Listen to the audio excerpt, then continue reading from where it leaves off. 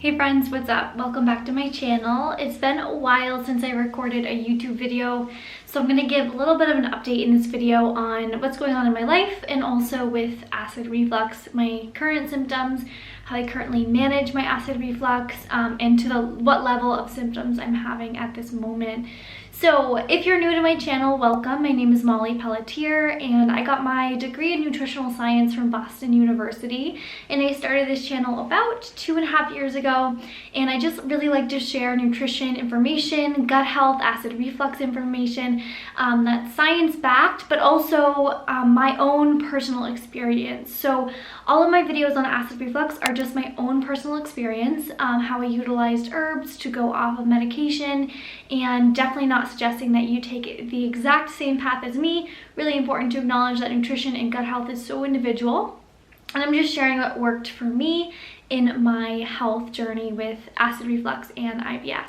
But with that said, if you don't have acid reflux or IBS, welcome also to this channel. I have lots of yoga and meditation, as well as recipes, lots of stuff. So thank you for being here. And if you're not new, thank you for your support on my channel. I get tons of comments and emails on my videos, and emails just thanking me for the content, which is so sweet. And I appreciate you taking the time to reach out to me to let me know that these videos have helped you, because that is the reason that I record these videos.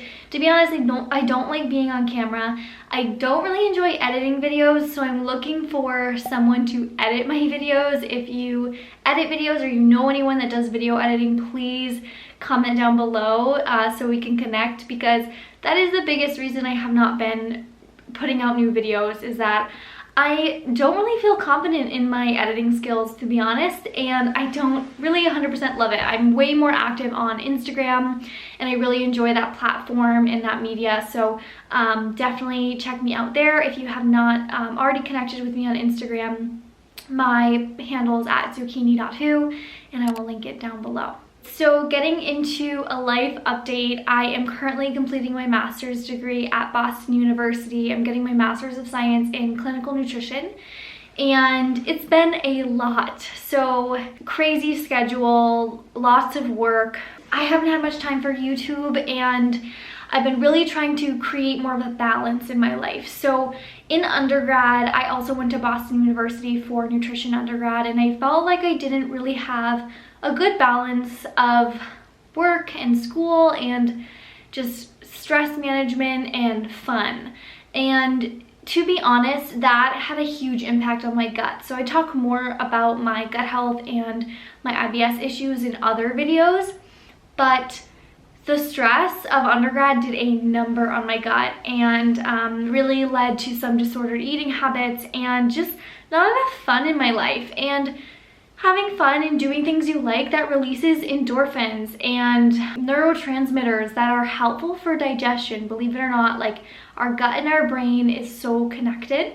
And I have some really great interviews on my Instagram as well as on here on YouTube just about the gut-brain connection. Anxiety and stress can totally manifest in digestive distress.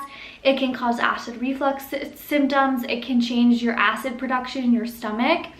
So that's sort of what happened to me. I used to think I had too much stomach acid, but as I've talked to more health professionals and practitioners, I think that I actually had low stomach acid, because I would notice that the food in my stomach was not digesting, and if it's sitting there and it doesn't have enough stomach acid to digest, it can ferment, it can cause acid reflux symptoms.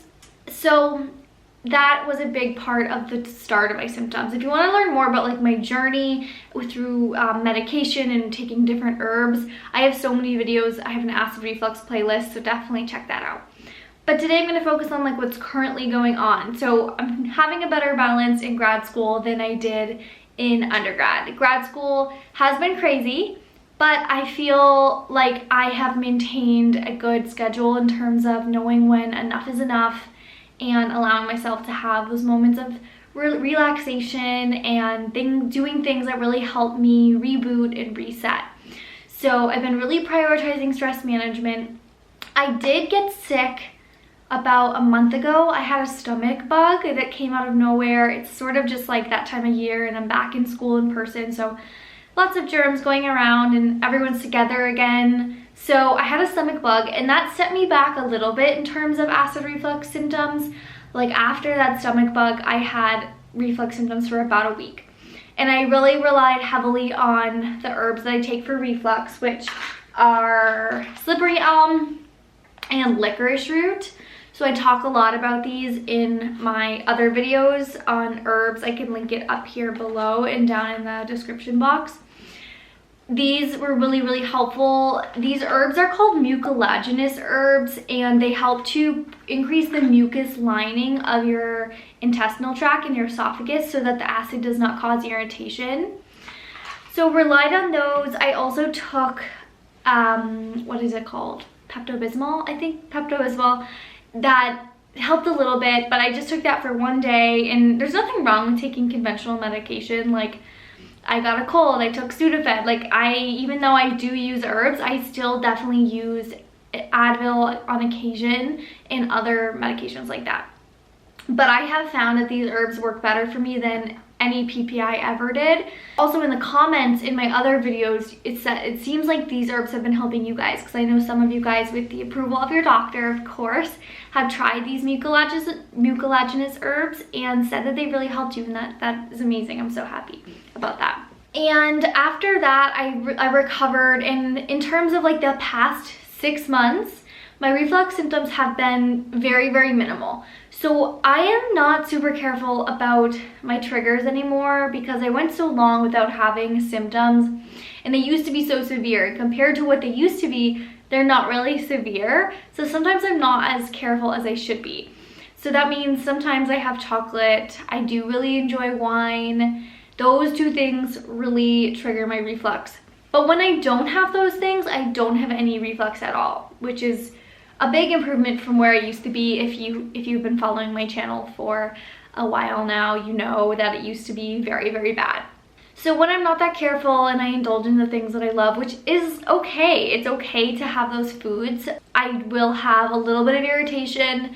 Nothing too severe though, nothing that would cause like gagging or severe pain where I wouldn't eat, nothing that interrupts my sleep. But as long as I'm careful and I have food with my wine, and for the most part I switch out like chocolate with another dessert, such as like a fruit-based dessert, then my symptoms are very, very manageable. And if I really don't have any triggers, then I'm good. But the holidays were just here, and of course everyone's eating patterns can be impacted by the holidays. So I had a little bit more irritation than I may have had. The symptoms that I mostly get are like some throat soreness in the morning, and I get a lot of comments and questions about like, do you get throat soreness and what is silent reflux? And sometimes people have silent reflux, which is when you have just throat soreness or like other symptoms of reflux that don't involve heartburn. So sometimes I will have that, but for the most part I don't even notice it. Oh, I wanted to talk one more thing about when I do have symptoms, what do I do? And that's a big question that has been popping up recently. So I mentioned the herbs that I take, licorice root and slippery elm. I switched to a new licorice root supplement called DGL Ultra by Nature's Way. And I used to just take the regular licorice root by Nature's Way, but this is their extra strength digestive relief. It's 75 milligrams of DGL, and DGL is deglycerinated licorice. I think I'm saying that. Deglycerinated licorice root, and that means it's taking out a certain compound that can cause low blood pressure or impact blood pressure in certain individuals. So this supplement, DGL, will not impact your blood pressure, and that's another question that I get pretty frequently, is people are concerned about long-term effects of DGL or it impacting their blood sugar.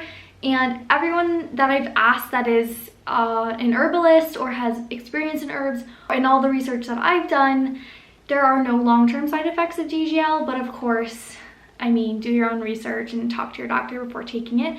But I switched to the Nature's Way DGL Ultra just because it's a higher dose, and this works wonders. This is my go-to supplement. This has worked better than any other herb. I do combine it with the slippery elm just because I think that they work together. But this is an amazing supplement, and it is using their Gut Guard licorice root. It's a trademark of this brand. I really like this one. I got it on Amazon. You can also get it at Whole Foods. And then I take the Now Foods Slippery Elm. This is 800 milligrams for 2 capsules or 400 milligrams for 1 capsule. So usually what I do is I take 1 capsule of each if I'm starting to feel like some throat irritation or any sort of heartburn, which is very infrequent. I would say the throat irritation is more frequent than the heartburn. Heartburn happens maybe like once a month. Throat irritation maybe like night after I had a few glasses of wine. I will take this in the morning, or sometimes I will take this before I go out to dinner. If I know I'm going to be indulging in things like fried food and wine and chocolate, I will take one of each, sort of as like a preemptive herbal remedy. So this is what I currently use for prevention and also treatment if I have any irritation. And I really like to use these instead of PPIs because there has been some research on the long-term use of PPIs not being so great. It can also block nutrient absorption, and if you have low stomach acid, like I most likely had, it's tough to know whether high or low stomach acid, but a practitioner can help you discover that based on your symptoms. But I had low stomach acid, like I said, I believe because I was just not digesting well. Like things were sitting in my stomach, lots of burping, and when I was stressed, I felt like it was worse, which kind of makes sense because when you're stressed, you can produce less stomach acid. But anyway, so yeah, these work better for me than a PPI because if you have low stomach acid, you don't want to be taking something that prevents stomach acid production. That's like counterintuitive, and that's like the whole problem with PPI prescription. People are giving them out like candy, and it's not always the right thing to take. So if you have more questions about PPIs, I have a really good interview on my YouTube channel, also on my Instagram, so definitely check out the live interview section. In terms of my irritable bowel syndrome, that has been so much better since I really make sure that I'm having enough fiber, enough calories, and enough carbohydrates.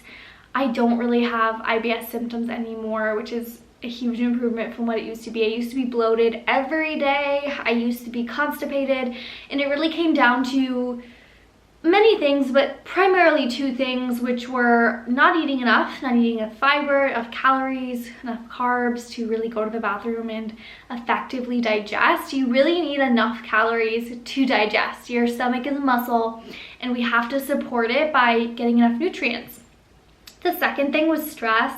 Stress is a huge trigger for IBS. It can also trigger reflux, like I mentioned. So managing my stress has really helped my symptoms right now be pretty much non-existent. The only time I'll have bloating is if I have a large amount of like a high FODMAP food that I'm not used to. So I'm not on a low FODMAP diet anymore. There was a time and place where I was on a low FODMAP diet. And if you're not familiar with FODMAPs, they're just types of carbohydrates that can irritate people with IBS. So if you have reflux, you don't really need to worry about FODMAPs unless you have IBS and you're trying to go through that diet. If you are trying to go through the FODMAP diet, I highly recommend just doing it with a registered dietitian who specializes in gut health or in FODMAPs, and you can find out more information about how to connect with a registered dietitian who specializes in FODMAPs through the Monash University website, because the Monash University in Australia, actually, they created the low FODMAP diet, and it can be a really helpful tool if you do have IBS.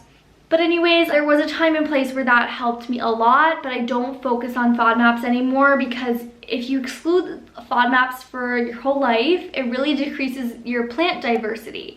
And plant diversity is the key to a healthy gut microbiome.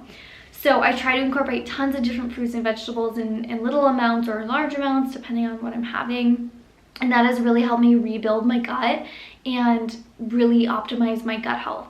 So with that said, sometimes if I have a really big amount of like a high FODMAP food such as chickpeas, or for some reason I can be more sensitive to pistachios if I have like a huge handful of pistachios, or I'm trying to think of anything else. Cabbage, if I have like a lot of cabbage, things like that can give me a little bit of bloating. but I've been really regular and just feeling so much better than I used to. So I hope that this was a good update in terms of my IBS and reflux symptoms, because that has been probably the most frequently asked question on my other videos. Other things coming up, I am graduating in May from my Master's of Science in Nutrition. I'm really excited. So after I graduate in May, I have to do the dietetic internship, which is a requirement to be a registered dietitian. And that's 7 to 9 months working at a hospital, where Boston University will place me at a hospital in the Boston area, and I will be working to be certified as a registered dietitian. And then after the dietetic internship, I will sit for my registered dietitian exam. So almost there. About a year and 1 month I will be a registered dietitian. So really looking forward to that. Hopefully teaching some courses, some IBS and reflux group courses, and doing individual counseling. So stay tuned for that. That'll be coming before we know it. It seems like a long time from here, but really looking forward to starting that. Anyways, it was great to chat with you guys. I know it's been a while, so thank you for hanging in there with me and for your support on this channel. And thank you again for all of your kind words and emails. I really love this community that's been building, and thank you again. It means the world. So if you enjoyed this video, be sure to give it a like. It really supports my channel. Be sure to subscribe down below so we can stay connected. Hit the bell so you get notified for my future videos. And I will see you at the next one.